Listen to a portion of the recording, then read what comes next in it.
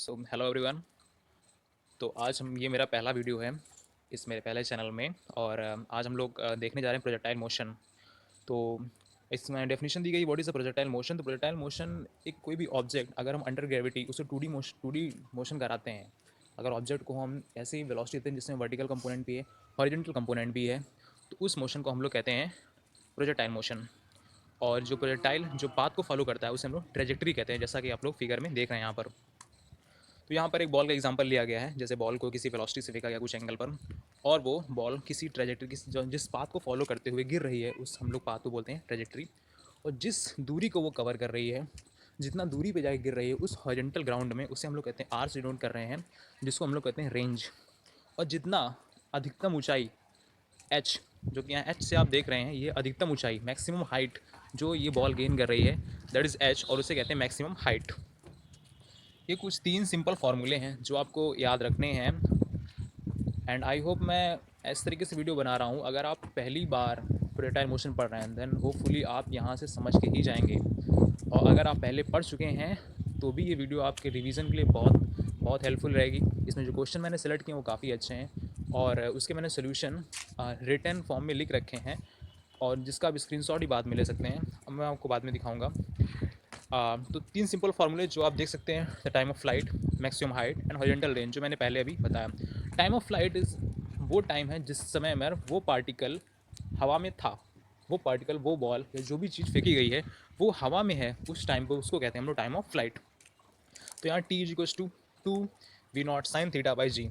We naught क्या है? Initial velocity, ये वेलोसिटी है। Sine theta is the angle, theta is the angle with the horizontal, horizontal से जो एंगल लिया गया था, ये यहाँ पर जो थीटा एंगल आप देख रहे हैं, this is the angle with the horizontal. तो V sine theta by G, और maximum height is equals to H V naught square sine square theta by two G, और हॉरिजॉन्टल रेंज होगी V naught square sine two theta by G. इसके मैं derivation में नहीं जा रहा हूँ, वो बहुत ही आसान है, बट आप लोग उसको चक्कर में नहीं पढ़ना है। अगर आप जे एस्पिरेंट हैं तो आपको मेनली फॉर्मूले फोकस करना है और प्रॉब्लम सॉल्विंग टेक्निक पर फोकस करना है। तो जो टेक्निक्स में हैं वो मैं आपको क्वेश्चन सॉल्विंग के थ्रू सिखाऊंगा कैसे कैसे आपको करना है, बाकी आप अभी फॉर्मूले पे ध्यान दीजिए। इसके बाद आती है equation of trajectory. Equation of trajectory मैंने थोड़ा एक्सप्लेन किया है कि कैसे आपका ये इक्वेशन आई। आपकी सिंपल इक्वेशन आप जानते हो, H equals to U T square plus half A T square. ये सिंपल एक जो हमारी इक्वेशन ऑफ मोशन होती है वहाँ से उठाया गया है।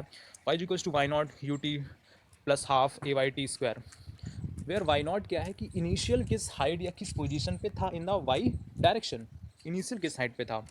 तो यहाँ पे हम लोग जो एग्जांपल ले रहे हैं, जो हम लोग पहले जो डायग्राम से हम लोग समझ रहे हैं, वहाँ हम लोग क्या देख रहे हैं, ग्राउंड से ही बॉल को फेंका जा रहा है। तो ग्राउंड हम लोग क्या इनिशियल वाई जीरो रख रहे हैं यहाँ पे, और U Y is the vertical component of the velocity, velocity का वर्टिकल वाला कंपोनेंट, वाई डायरेक्शन वाला जो कंपोनेंट है वो कितना है, U Y is a U sine theta, and the acceleration in the vertical component is minus G. Minus G लेने का, जी नहीं लिया, माइनस जी क्यों लिया, इसका आप लोग, मैं देखिए साइन ऑफ कन्वेंशन कुछ होते हैं। अगर अपवर्ड कोई चीज़ आ रही है देन ऑब्वियसली पॉजिटिव, डाउनवर्ड कोई चीज़ है ऑब्वियसली नेगेटिव। तो जी ग्रेविटी, ग्रेविटी किस तरीके से लगती है, हम लोग को नीचे खींचती है, नीचे खींचती है मतलब नेगेटिव डायरेक्शन में ले रहे हैं हम लोग उसको। ओके, तो यहाँ से इस छोटी सी कैलकुलेशन के बाद हम लोग का एक इक्वेशन ऑफ ट्रेजेक्टरी आती है, and that is y equals to x tan theta minus half g upon u square cos square theta into x square. अब आप सुने होंगे या फिर पैराबोला, या फिर अगर नहीं भी पढ़ा तो कोई बात नहीं, मैं आपको बताता हूँ। Y is equals to a x square का फॉर्म का कोई भी इक्वेशन, या x is equals to a y square form की कोई भी इक्वेशन जो होती है वो पैराबोला को रिप्रेजेंट करती है। ये ज़्यादा ज़रूरी नहीं कि ये इक्वेशन किसको रिप्रेजेंट करती है, बस आप इस इक्वेशन को ध्यान में रखिएगा, और इस इक्वेशन से हम लोग कैसे प्रॉब्लम सॉल्व करते हैं वो मैं आपको दिखाऊंगा। तो ये पहला एग्जांपल जो मैंने लिया है, ये एक सिंपल एग्जांपल आपको फार्मूला बेस्ड, मतलब अभी फार्मूले सिर्फ इंप्लीमेंट करना सिखाना है कि फार्मूले कैसे इस्तेमाल करना है आपको। A particle is projected from ground with initial velocity 20 √2 metre per second at theta angle 45 degree, और आपको आर एच और टी मतलब हॉरिजॉन्टल रेंज, मैक्सिमम हाइट और टाइम निकालना है ए पार्ट में। तो उसके लिए आपको सिंपली फार्मूला अप्लाई करना है। थीटा यहाँ पे 45 डिग्री दिया गया है, 45 डिग्री दिया गया है, और आप इस सिंपल कैलकुलेशन को करेंगे तो आप लोग को यहाँ से आंसर मिल जाएगा। इसका मैंने सॉल्यूशन देखिए आप इस फॉर्म में मैंने दे दिया है, आप इसे स्क्रीनशॉट लेकर भी रख सकते हैं आप फ्यूचर में रिवीजन करने के लिए। और बाकी be the velocity of a particle after 1 second, अब पूछ रहा है कि 1 सेकंड बाद जब ये पार्टिकल हवा में होगा तब इसकी वेलोसिटी क्या होगी। तो देखिए, वेलोसिटी 2 तरीके से है, एक हॉरिजॉन्टल डायरेक्शन में और एक वर्टिकल डायरेक्शन में। तो हॉरिजॉन्टल डायरेक्शन में जैसा कि मैंने यहाँ एक्सप्लेन किया, लिखा हुआ है, वो मैं आपको बता देता हूँ। मैंने ये लिखा है कि हॉरिजॉन्टल डायरेक्शन में कोई रेजिस्टिंग फोर्स नहीं है, कोई एक्सेलरेशन नहीं है, जो कि वर्टिकल डायरेक्शन में ग्रेविटी है। हॉरिजॉन्टल डायरेक्शन में अभी ऐसा कोई रेजिस्टिंग फोर्स नहीं है। इन केस आगे चलकर जब आपको मैं आगे इसके अदर पार्ट्स आएंगे प्रोजेक्टाइल मोशन के, तब आपको मैं उस तरीके की प्रॉब्लम भी कराऊंगा जहाँ पे हॉरिजॉन्टल डायरेक्शन में भी कोई रेजिस्टिंग फोर्स एक्ट करेगा। बट यहाँ पर अभी कोई हॉरिजॉन्टल फोर्स नहीं है। अगर कोई हॉरिजॉन्टल फोर्स नहीं है तो वेलोसिटी कांस्टेंट रहेगी, क्योंकि क्या होता है, a is equals to del v by t, या फिर change in the velocity by time. अगर एक्सेलरेशन जीरो है तो चेंज इन वेलोसिटी हो ही नहीं रही है, तो चेंज इन वेलोसिटी नहीं है, सिंस यू कॉस थीटा जो है वो through out the time constant रहेगा।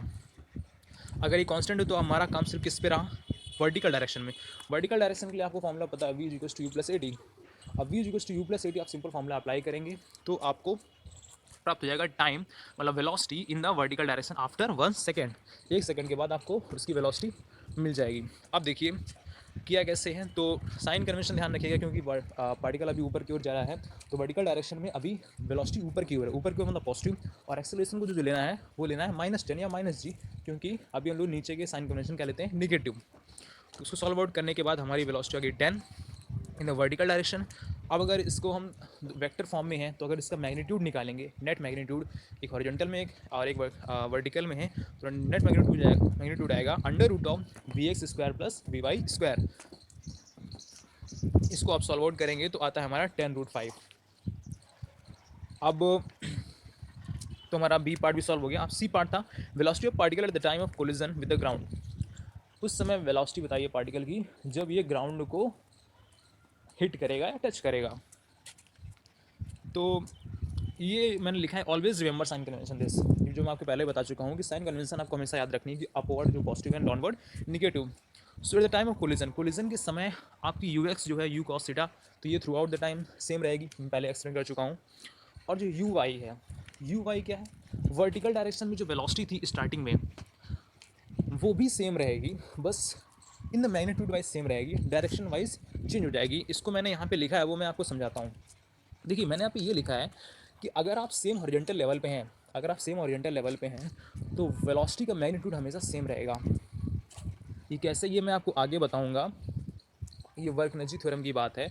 लेकिन अभी के लिए आप इतना समझ लीजिए, अगर आपको ऐसे नहीं करना है तो आप ऐसा करिए कि आप V equals to U plus G T या V equals to U plus A T वाली इक्वेशन लगाकर भी इसे सॉल्व कर सकते हैं। कैसे, यू हमारा दिया है U cos sine 45 degree, minus A हमारा माइनस जी है, और टाइम ऑफ फ्लाइट पहले निकाल चुके हैं 4 सेकंड। तो हम लोग को कितनी देर बाद वेलोसिटी चाहिए, 4 सेकंड के बाद ना, 4 सेकंड बाद ही वो जाके पार्टिकल दोबारा उस ग्राउंड को हिट करेगा जाके।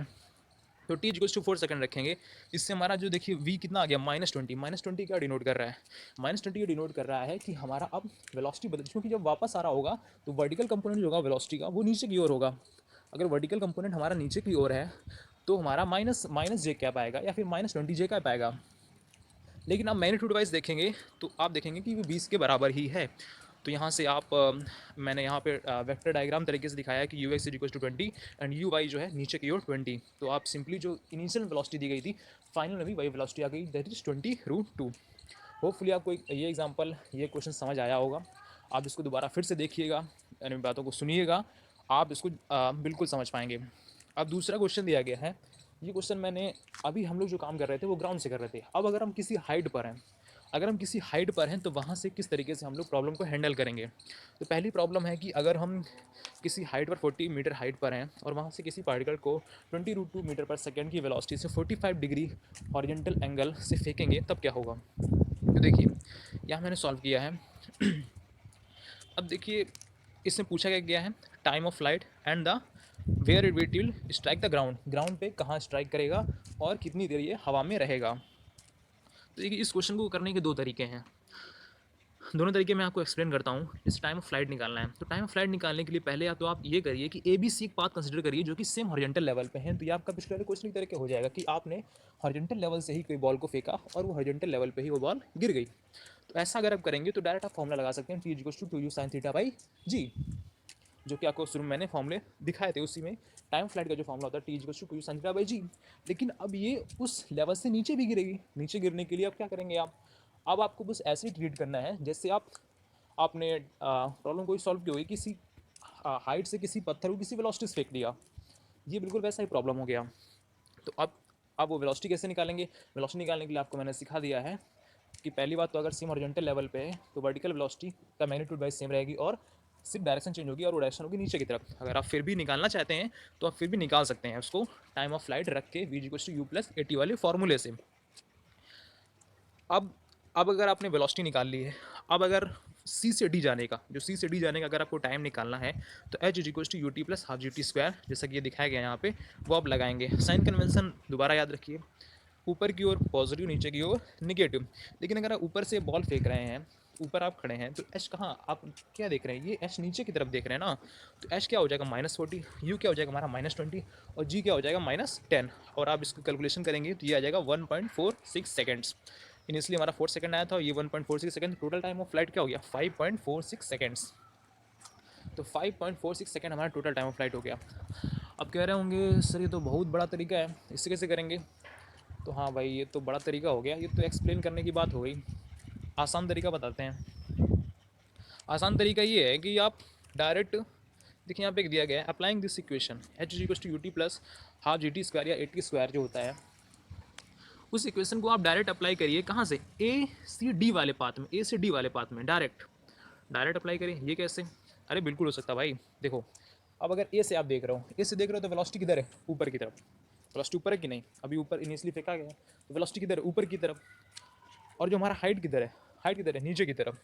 तो अगर आप यहाँ पे h=ut+12 में रखेंगे, h को -40 और u को 20 प्लस का 20 और g को या फिर a को -g, तो यहाँ से हमारा टाइम आप कैलकुलेट करेंगे तो हमारा आ जाएगा 5.46 सेकेंड्स। बात आती है रेंज की। तो रेंज का जो फॉर्मूला बताया था वो आप तभी इस्तेमाल करिए जब आपको डायरेक्ट रेंज निकालनी हो। अगर आपके पास टाइम है ना, तो टाइम टाइम है ना, मतलब वो नहीं है, टाइम है।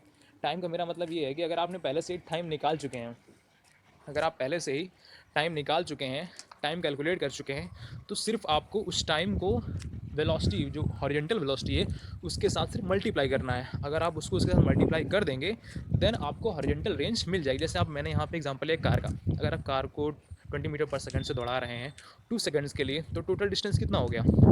40 मीटर। उसी तरीके से अगर आप मैंने यहाँ पे ये आपको तरीका समझाने की कोशिश की है, light method. Light method actually क्या है कि अगर आप किसी ऊपर से लाइट डालें, आपने प्रोजेक्टाइल फेंका और सिर्फ आप ऊपर से लाइट, ऊपर से बल्ब ऑन करते हैं अगर आप, तो आपको जो बॉल की इमेज होगी, जो आपको ज़मीन में बॉल की इमेज दिख रही होगी, वो क्या दिख रही होगी? सीधे, जैसे बॉल को सीधे आपने रोल करा दिया हो, जैसे आपने बॉल को सीधे आपने लुढ़का दिया हो वहाँ पर। उसी तरीके जैसे मैंने आपको यहाँ पे दिखाया है, ऐसा लगेगा आपको जैसे बॉल सीधे सीधे रोल कर रही है, उसकी परछाई जो बॉल की होगी। तो अगर आप यहाँ से देखेंगे तो यू एक्स क्या हमारा यू कॉस थीटा था। तो अगर आप ये देख रहे हैं कि बॉल को सीधे सीधे लुढ़का दिया गया, बॉल को सीधे सीधे वहाँ से रोल कर दिया गया है, तो यू एक्स इंटू टी, कितने टाइम के लिए वो हवा में थी, उतना टाइम अगर उससे आप मल्टीप्लाई करा देंगे तो ये आपको बताया जाएगा कितनी देर तक बॉल रोल की। कितनी देर तक बॉल रोल की, तो उतना ही टाइम होगा जितनी देर तक वो हवा में रही। और इंटू वेलोसिटी, कितनी वेलोसिटी से बॉल रोल कर रही है, इन दोनों को मल्टीप्लाई करा देंगे तो आपके पास क्या आ जाएगा? हॉरिजॉन्टल रेंज, या फिर कितनी दूर तक बॉल गई। तो होपफुली आपको ये वीडियो पसंद आया होगा। पसंद आया हो तो ज़रूर लाइक करिएगा और सब्सक्राइब भी कर दीजिएगा चैनल को। So thank you. जय हिंद।